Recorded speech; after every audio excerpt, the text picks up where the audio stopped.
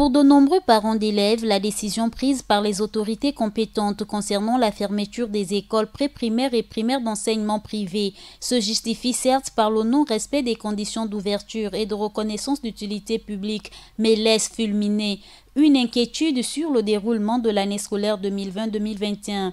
Selon ces parents d'élèves, les infrastructures d'accueil tant décriées par les partenaires sociaux de ce secteur et la population ne sont pas toujours au nombre souhaité. Procéder à la fermeture de ces structures éducatives à quelques jours de la rentrée officielle des classes ne compliquerait-il pas la tâche dans ce sens? Les parents concernés restent tout de même inquiets.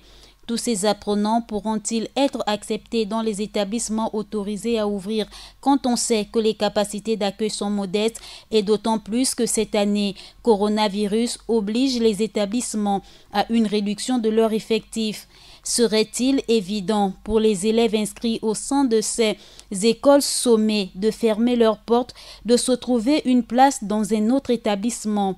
Entre inquiétude et espérance, ces parents disent attendre voir. Loin d'eux l'idée de porter un jugement radical sur cette décision ministérielle. Bien au contraire, l'initiative reste louable dans la mesure où elle vient mettre un frein, si ce n'est mettre un terme à la création anarchique des établissements privés au Gabon.